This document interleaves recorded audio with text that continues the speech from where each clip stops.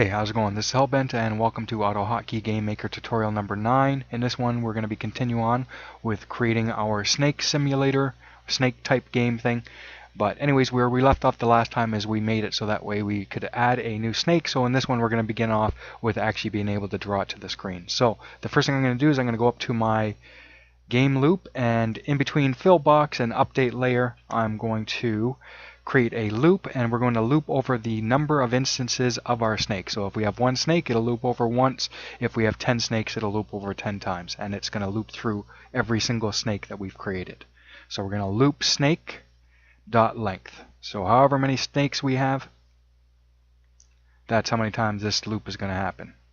And what's this loop going to do? All it's going to do is it's going to take the snake in the current index,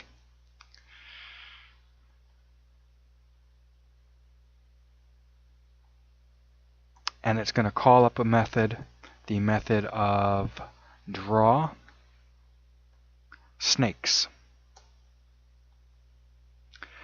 Okay, so now that we have that, now let's go down and actually set up what happens when we when we call up that method. All that we're going to do is our snake is broken up into little segments. So it has a head, for example, and then it has body segments. So what we're going to do is we're going to loop over the number of segments that this current snake has, because we've passed a particular snake into this. So if it was snake 1, maybe snake 1 has 10 segments, maybe snake 2 has 3 segments. So whatever snake we pass into this method, we're going to loop however many segments it has. So we're going to loop. The number of times we're going to loop is this dot snake array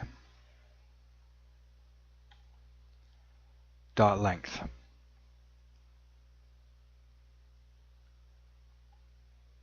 So like I said, if our snake has 10 segments, it's going to loop 10 times. What we're going to do is we need to split it up so that way we paint its head its particular color and its body its other color. So how do we know which is its head, which is its body? Well, its head is always going to be its first segment. So to make this code a little bit run a little bit faster, because our snake is only going to have one head, but it might have 100 body segments, what we're going to do is we're going to test to see which one we're going to paint first. We're going to paint its body segments first. So we're going to say if we're not in the first index, which is the head, go ahead paint the body. Else we must be in the head. Go ahead paint the head. So we're going to say if a index does not equal 1, we are going to fill a box, which is the function from the first video. We're going to fill a box. What are we going to fill? We're going to fill the Windows graphics. We're going to fill it with the brush for the body segment, which is this dot brush 2. We are going to, now we need to convert our grid system into a pixel system. So to do that, what we need to do is take its current grid position and then multiply that by 10 and then subtract 10 off of it. So how that would work is, let's say if this represents one row of our grid system. This first grid here is grid space 1. This is grid space 2. This is grid space 3 and 4. If our snake, if we need to draw a segment in this grid space here, what we need to do is first take its position, which is this number here, and then we're going to multiply it by 10, which is the width of our cell, or the width of our body snake. So if we take 1 and multiply it by 10, we end up with a value of 10. But our grid, when we translate it back to our actual space, our grid actually starts at this corner right here, which is pixel 0. Our grid 2 starts here, which is pixel 10.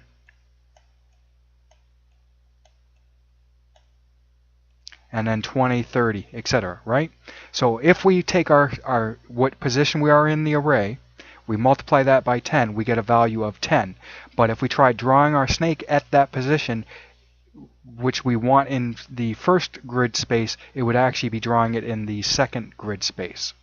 So what we need to do now is subtract 10 from whatever we get.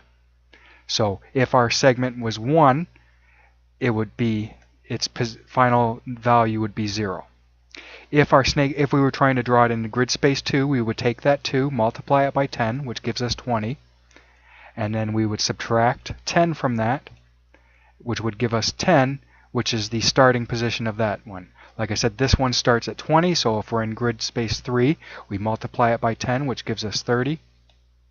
And then we subtract 10 from it, 10 from it, which gives us 20, and that's that starting position. So whatever we have stored in the snake array for its x position and y position, we're going to multiply it by 10 and then subtract 10. So we're going to say this. So this is where the x location that we're going to be drawing it. This dot snake array, which is where the value is held. And we're going to be looking in a index because there's multiple segments for our snake. Dot x, and we're going to multiply that value by 10, and then we're going to subtract 10. Now we're going to do the same thing for the y position. This dot snake array, a index for the current index of the snake's body. Dot y times 10 minus 10. And then we're going to add its width and its height, which is this snake's width and this snake's height. Okay, there we go. We're done. Now what we need to do is just paint its head. So if the index is 1, we're going to take this line here and we're going to set this into an else. So we're going to say else. So if the index was any number other than 1, this is the reverse of that. And this time we're going to be doing the exact same thing, except we're going to be painting with the brush that we set for its head. And there we go. We should now, knock on wood, we should be able to run this and actually see some segments of our snake being added. So if I hit number pad 1, we get these squares representing new snakes and just their heads. Okay. Next, what we'll do is we will implement a way that we can manually grow our snake. So later on throughout the code, it's going to have a way of doing that on its own, but we also are going to set it up so we can force it to grow. And what we're going to do is use number pad 2, and to do this, we want it to, every time we press number pad 2, we want to go through every single snake that we've created and apply the new growth to it. But the growth is going to be a little bit of a lottery system, which we'll go into in a second. But we're going to loop. The number of times we're going to loop is the number of snakes that we've created. So snake.length, which is the number of snakes, not the length of the snake. The length of the snake is the snake array. Okay, and all we're going to do is we're going to take the current index snake as it loops through, snake a index. And we're going to apply that, we're going to pass it to the method for grow. The grow method. In the grow method, like I said, we're going to set it up as a lottery. So what I'm going to do is I want it with random numbers. If you apply them enough times in a system like this where I have multiple different snakes that are running through the same gauntlet of seeing whether they're going to grow or not, they will eventually start to converge on similar sizes. But to begin with, our snakes, they're going to have very divergent, because sometimes they'll win the lottery and get a new segment, other times they're not going to win the lottery and they're not going to get a new segment. But over time, just because of the way the random numbers work and because they're being applied to all of them the same way, eventually you'll see that they'll start to converge. Maybe there'll be a little bit of difference, but you won't have one snake that's 2 segments and one that's 100 segments. But you might have one that's 55 segments and another that's 45. So what I'm gonna do is I'm gonna first create a number, and I'm gonna set this number to be equal to how many segments this snake has, and plus 1. So I want to, later on I'm going to use J to set the new position of its new body segment if it wins the lottery and actually gets a new segment. So I'm going to say that this is equal to this current snake's snake array dot length. So how many body segments does this current snake have? Plus 1. Then what I'm going to do is I'm going to create a random number. And I'm going to set it up, I could set it up any way I want, but I'm going to set it up so that way it's first going to try to win the lottery, adding a new segment along its y-axis. And then if it fails on that, maybe it can get one on its x-axis. So I'm going to pick a random number. I'm going to call it num for number. And I'm going to set it to a value of between -1 and 1.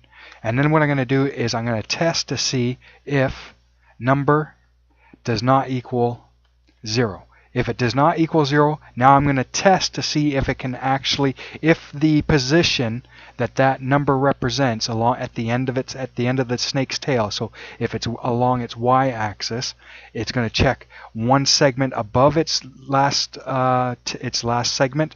If that's empty, maybe it'll get a thing, and if it's a positive number, it'll check below it.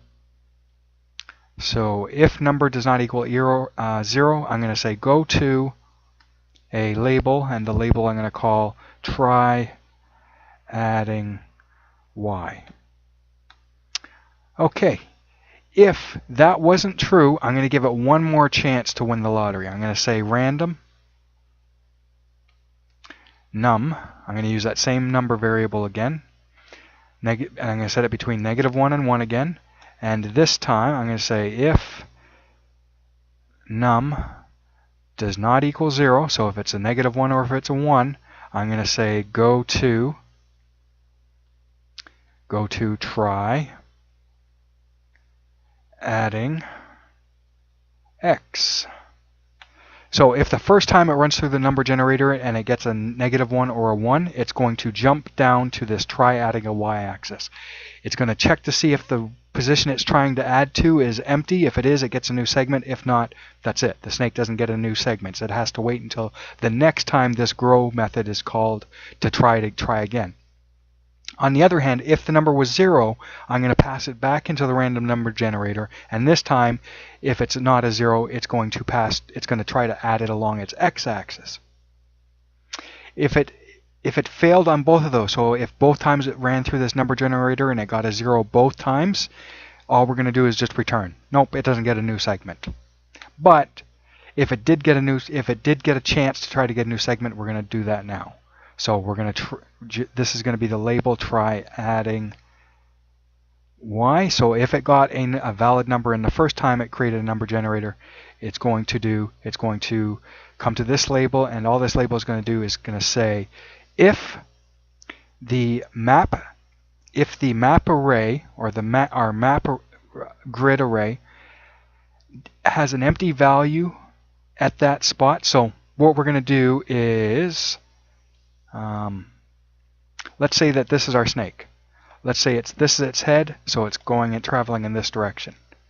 If it got a -1 or a 1, let's just say with -1. If it got a -1, what we're going to do is we're going to check the array, the map array. So this is all sitting inside of array. It's going to go down to the last segment of the snake, and it's going to check if this cell that is sitting right here, if it's empty or not. If it is empty, then it gets a new segment. If it's not empty, the snake doesn't get a new segment until the grow method is called again. Likewise with the other things that we're going to be doing.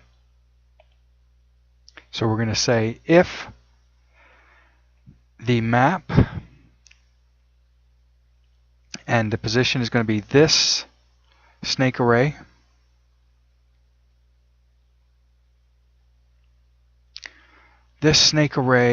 we're going to be looking at, because j is equal to the last segment plus 1, we want to look at the last segment. So we're going to take j and subtract 1 from it. So if j minus 1 dot y plus because this is the y plus number. So if it was a negative number, it'll be -1 plus -1, or +1 if it's a positive number. If that location for its y in that grid, and this position for its x, this snake array, the index is j-1 dot x. So once again, this is just saying I have my map. It's made up of a grid, and then I have a snake that's occupying a certain amount of cells. I'm going to go to this last cell, and depending on whether I ended up with a y value or an x value, if I'm in the y, I'm going to check I'm either going to check up to this cell here to see if it's empty, or I'm going to check to this cell here to see if it's empty. And I'm going to say if it's equal to 0, congratulations, snake, you get to add a new body segment. So I'm going to take this snake, and I'm going to update it with I'm going to update its array, its snake array, or the array that tracks its position, with a new value that has a new segment. Snake array, and this is going to be the jth position. So this is the new segment, is equal to, it has an x position. The x position is going to be the same because we weren't checking, in this case we're not checking the x, so it's going to be this dot snake array.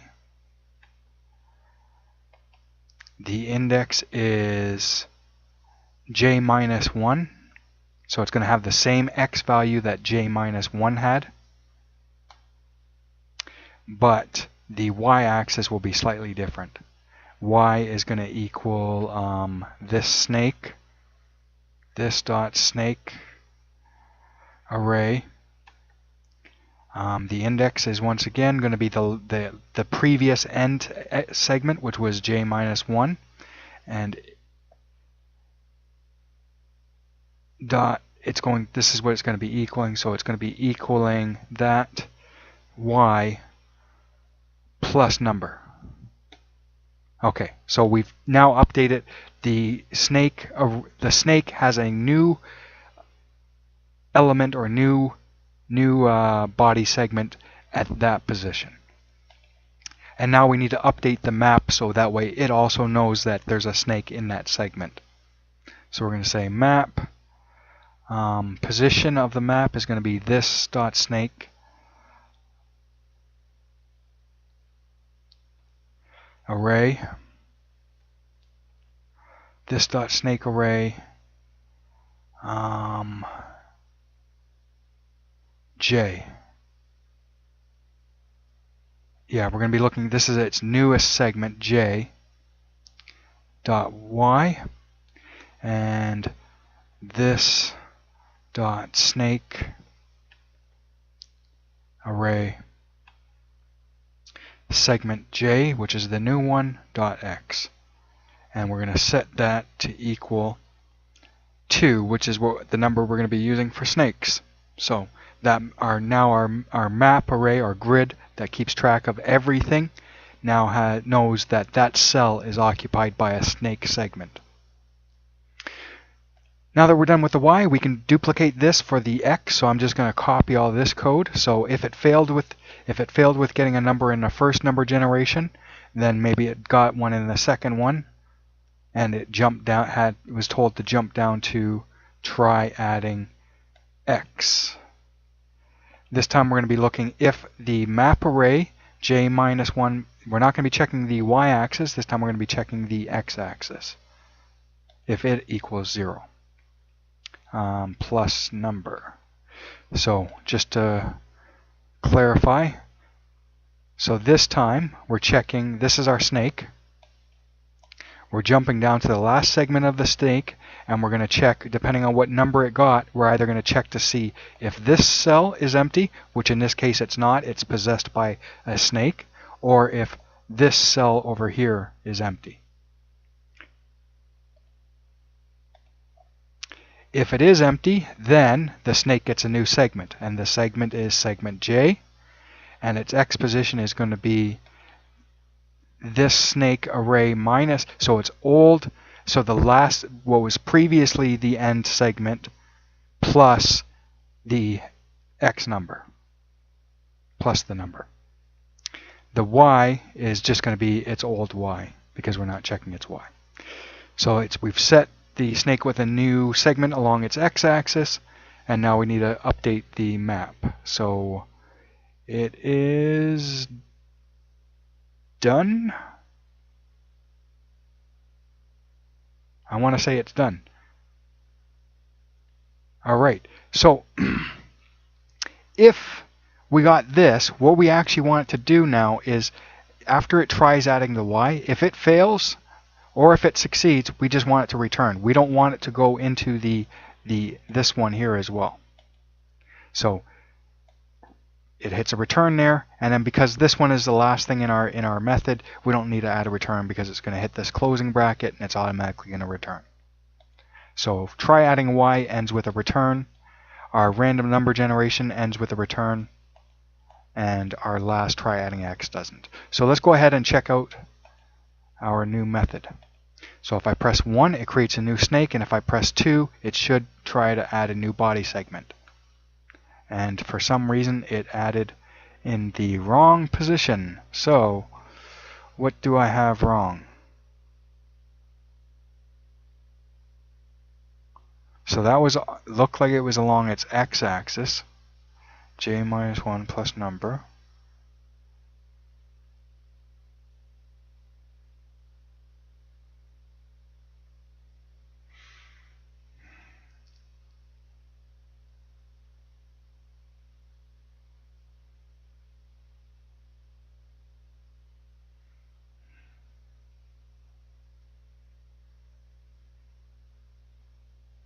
This snake array, J, is equal to a new object, which has an X of this snake, the old X position plus the updated, the Y, this snake array, the old Y position. Yes. The map, it looks like it should be okay. This snake, let's see if it was part of the Y. This snake array, J, is equal to this snake array, this is X dot X, and this is dot X. There we go, found the error. No harm, no foul. Okay, so now if I add a new snake, add a new body segment, it should get added to our snake. If I add multiple snakes, they'll run through the same kind of lottery where some of them will get a segment, some of them won't. And there we go. Okay, that's it for this one. We'll come back on the next one and we'll start adding in some more of the stuff that the snake does. Anyways, I hope you enjoyed. Peace.